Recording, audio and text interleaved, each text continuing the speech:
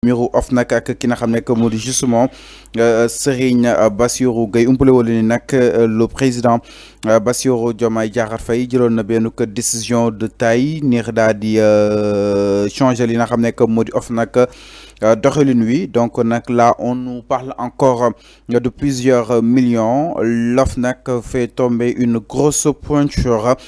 Serigne Bassirou Gueye mu daal di joxe yooyu dañoo xam ne que moo di justement rapport. Donc l'Office national de lutte contre la corruption a été saisi d'une plainte visant le maire de la commune de Kenap Ndiom en fonction depuis le 12 février 2022 pour faux usage de faux et malversation financière. Donc nag suñu sukkandiku si libération bi nga xam ne tam moo daal yëkkati si info boobu di xibaar. Le plaignant affirme que bien que le budget communal 2022 ait été adopté à l'unanimité fin avril de la même année en présence du sous-préfet.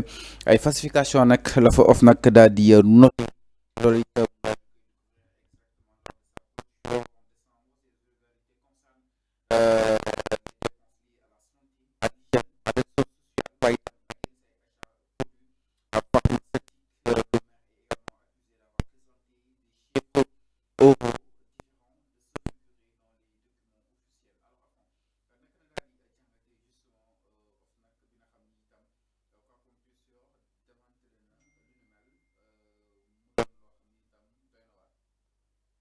Oui, OFNAC, l'Office national de lutte contre la fraude et la corruption. Donc, bànqaas boo xamante ne yàgg na di bind ay rapport su ma juumulee yàgg na di def ay rapport depuis ñoom Seynabou Ngom Diakhaté fu ñu bañ fay jaar. Donc OFNAC nii la yàgg a def. Maintenant la question qu'on se pose, rapport yu bëri yi nii nekkoon nañu OFNAC, pourquoi Serigne Bassirou Gueye mu xaar ba moment bi pour libérer les rapports? Ça c'est une question que je pose. Peut-être ça fauteuilam dañoo menacer fauteuilam parce que la loi a été votée à l'Assemblée nationale pour réformer moderniser OFNAC. Moo tax peut-être mu décider de libérer ces rapports là. Alors rapport yi am na ba ñu jébbal ko le pôle financier judiciaire selon la loi donc léegi. Mais OFNAC ci boppam moo classé 6 rapports sans suite. Loolu tamit il faut que ñu wax ko coow li commencé na bëri ni que waaye am na benn rapport boo xamante ne classé nañu ko sans suite. Donc loolu je tiens à préciser ni que auparavant c'est la justice qui classait les dossiers sans suite. Mais selon la nouvelle loi bu ñu voté Assemblée nationale ci OFNAC lu mu war a comporté wu dañoo toftal ni que OFNAC moom ci boppam à base de ses décisions donc mën na dem ba classer un rapport sans suite. Je crois les rapports sont au nombre de 6 donc qui ont été classés sans suite. waaye ñoom dañoo évaluer peut-être ñu jàpp ne lii ay recommandation la garaawul jaratul ñu koy ñuy am ay wàllu poursuite judiciaire. Peut-être xam neen li nekk si biir rapport yi xam neen aussi li nga xam ne moo di lii tenants et les aboutissants quand même. Oui moo tax may def la historicité bi ma ne la OFNAC léegi dañoo dugal ci ay prérogatives am ni que mën na classer un rapport sans suite, mais normalement justice moo war a classer un rapport sans suite. Maintenant coow li commencé na bëri. Justice ñàkkul dina def jéego pour xool quels sont ces rapports qui ont été classés sans suite ak lan moo tax ñu classer ces rapports là sans suite. Parce que aussi il faut que ñu expliquer ko Sénégalais mënuñu toog ci presse bi wala ci presse bi dégg ni taf ni way des rapports ont été classés sans suite sans aucune explication. Même si voilà ils ont essayé de moderniser un peu le langage pour dire que waaye ay rapport yoo xamante ne deful effet jarul yóbbu ko ci kanam attekaay bi. Mais je crois qu'ils doivent des explications au peuple sénégalais ci les rapports qui ont été classés sans suite. Je rappelle qu'ils sont au nombre de 6 rapports qui ont été classés sans suite. Alors di leen jégalu baax si son bi waa Régis su la ñu mënee jàppale rek si côté son bi ñii def siñ que ni son bi jàppaniwul bu baax a baax allez-y. Oui loolu laa doon expliquer ci rapport OFNAC yi li gën a am solo mooy rapport yooyu jëbbal nañu ko le pôle financier judiciaire. Donc fan yii di ñëw dina taxaw carrément bu baax a baax ci les rapports qui ont été fournis parce que ils ont libéré les rapports voilà rapports yi sénégalais doon réclamer par-ci par-là au niveau de OFNAC Serigne Bassirou Gueye booba léegi mu togg këj jàpp loxoy comment dire classé et comment dire téye rapport yooyu aujourd'hui si ce Serigne Bassirou Gueye décide de libérer les rapports donc lu baax la mais on se pose la question pourquoi il a attendu jusqu'à ce moment-là pour libérer les rapports de OFNAC. Alors que Sénégalais yàgg nañu réclamer ces rapports de OFNAC.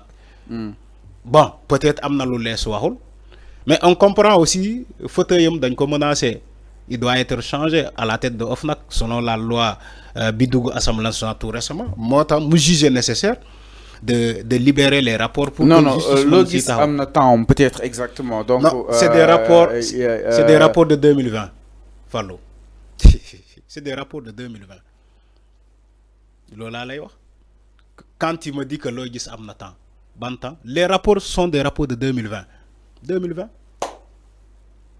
li may wax ni xam naa ko moo tax ma ne lan moo nekk si ginnaaw téye bu mu téye rapports yi ba tey des rapports de 2020 nga téye ko ba 2025. da nga jàpp ni conc bi da nga ko seet. non bien sûr am na conc baa ngi fii ba léegi parce que on peut pas concevoir des rapports de 2021 nga téye ko ba léegi Serigne Bassirou Gueye moo fa nekk quand même donc question bi am na solo am na sens maintenant comme libéré na rapport yi mais c'est-à-dire da doon def évaluation yi muy classé sans suite yi war a soxla li nga xam ne que moo di justement poursuite judiciaire entre autres yoo xam ni auparavant OFNAC n'avait pas ces prérogatives là auparavant de classer des rapports sans suite. L'explication ne tient pas la route. OFNAC léegi la ñu dugal ci kii am ci prérogative am ni que mën na xool rapport bi yal noonu maanaam mu ne non bii jaru ko ay genre yooyu mais ñun ba ñuy wax jamono ba ñuy wax depuis 2020 des rapports de 2020 2021 2022 ñii nelaw biir OFNAC ay rapports yooyu ñi doon nelaw biir OFNAC pourquoi Serigne Bassirou Gueye n'avait pas libéré ces rapports là c'est là où il y a la question. Man foofu lay waxee mais quand il dit que Serigne Bassirou Gueye dafay xool ban rapport lay classé sans suite ban rapport lay jox le pôle financier judiciaire boobu c'est tout récent la loi ba ñu dugal léegi Assemblée nationale moo ko may prérogative mais auparavant il pouvait libérer les rapports là tous les rapports mu libérer ko devant la justice mais il ne l'a pas fait malheureusement il ne l'a pas fait. Loolu la ñuy état jugé ni que voilà entre temps conc baa ngi fii ba léegi il faut que ñu moderniser réformer OFNAC pour que directeur bi fa nekkoon Serigne Bassirou Gueye ñu remplacer ko par keneen parce que ñu ngi gis ni que mu ngi téye rapport yi booba léegi nangul joxe rapport yi parce que kenn amul sañ-sañ ne ko demal nga joxe rapport yi par force loi waxul loolu mais comme modifié nañu loi bi moo tax moom mu commencé à libérer les rapports.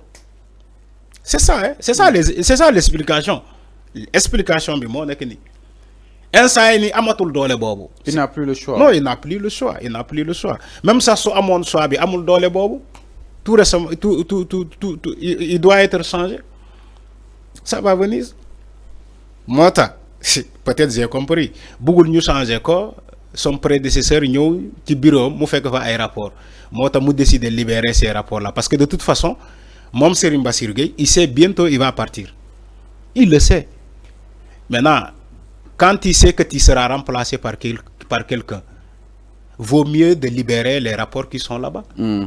Parce que boo ko fa téye amul njëriñ. alors li dal Macky Sall dal la. Macky Sall rapport yi mu tegoon concom moom dem na Diomaye jël na rapport yëpp jox ko justice. alors mii noonu exactement donc l'Office national de lutte contre la fraude et la corruption di li nga xam ne que moo di OFNAC a été saisi d'une plainte visant le maire de la commune de Kenen Diop en fonction depuis le 12 février 2022 pour faux usage de faux et malversation financière. Donc selon la même source, le plaignant affirme que bien que le budget communal 2022 a été adopté à l'unanimité fin avril de la même année en présence du sous-préfet, des falsifications comptables auraient été découvertes lors de sa clôture en décembre. Ces irrégularités concernent notamment les dépenses liées à la santé, à l'hygiène, à l'action sociale ainsi que co-achat de produits pharmaceutiques. Le maire est également accusé d'avoir présenté des chiffres oraux différents de ceux figurant dans les documents officiels. moo waral nag ki nga xam ne que moo di justement ñu daal di balancer boobu de li nga xam ne que moo di rapport par Serigne Bassirou Gueye. Alors ñu daal di ñëw si beneen ponk sans plus tarder ginnaaw loolu dañuy daal di yegg si